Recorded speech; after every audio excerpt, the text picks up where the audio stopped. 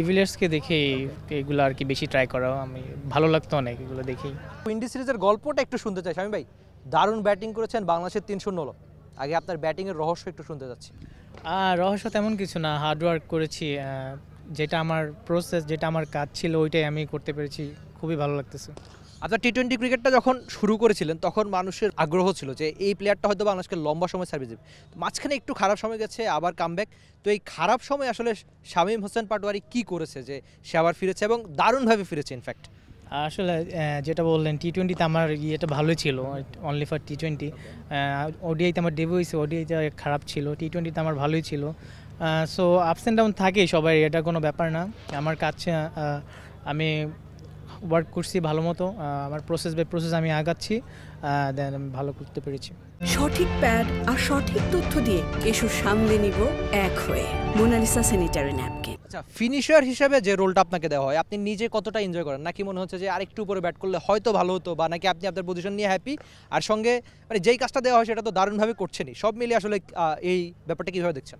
আসলে batting order নিয়ে আমি আসলে এগুলো দেখি না। মেন কথা হলো আমাকে টিম যেখানে মনে করে আমি ওইটার জন্য প্রস্তুত, কারণ আমি একজন প্রপার ব্যাটসম্যান।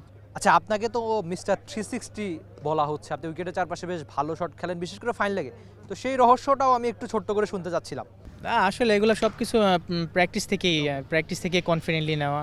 সো এগুলো আমি অনেক আগে থেকেই ট্রাই করি, নেটও ট্রাই করি, সো ম্যাচে দ্যাটস ওয়াই সাকসেস। তো এই র্যাম শটগুলো আগে পরে ওয়ার্ল্ড ক্রিকেটের অনেকেই করে, তো আপনি কি কাউকে ফলো করেন বা তার দেখে শেখা, নাকি নিজেই অনেক বেশি চেষ্টা করেন? আমি আসলে আপনার ফিলোসফিটা একটু শুনতে চাচ্ছি।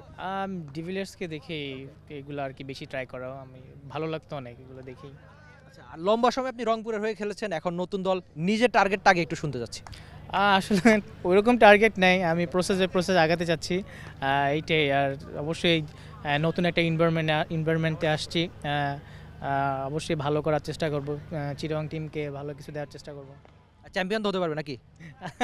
অবশ্যই চ্যাম্পিয়ন তো সবারই ইচ্ছা থাকে, বাকিটা দেখা যাক কী হয়। থ্যাংক ইউ সো মাচ ভাই, আপনার ব্যস্ততা বেশি সময় নিলাম না, আরেকদিন কিন্তু নিব। টি স্পোর্টসের সঙ্গে ছিলেন শামীম হোসেন পাটোয়ারি, উইন্ডিজে দারুণ খেলেছেন, সেই গল্পটাই ছোট্ট করে জানালেন যে পরিশ্রমী একজন ক্রিকেটারকে কোথায় থেকে কোথায় নিয়ে যায়। সাম্প্রতিক সময়টায় দারুণ খেলেছেন, তবে এর আগের সময়টাতে ওই অর্থে ভালো না খেলতে পারলেও উইন্ডিজে গিয়ে বাংলাদেশকে দারুণ একটা সিরিজ জিতিয়েছেন। সেই সিরিজ জয়ের গল্প তো আপাতত শেষ, তবে বিপিএলেও দারুণ খেলতে চান, আর ডিভিলিয়ার্সকেই ঠিকঠাক ফলো করলে হয়তো বাংলাদেশের ডিভিলিয়ার্স হয়ে উঠতে পারেন শামীম হোসেন পাটোয়ারি, কিংবা তার চেয়েও হয়তো বেশি কিছু, সেটা কেনা জানে। আর নিজের উপর নিজের বিশ্বাস আর পরিশ্রমে একজন শামীম হোসেন পাটোয়ারির দেখা মিলেছে আরেকবার, যার ব্যাটে বড় রান দেখতে চায় সবাই, বিশেষ করে ঝড় ইনিংস দেখতে চায় বাংলাদেশের ক্রিকেট ফ্যানরা। Rifat Emil, T Sports, Dhaka.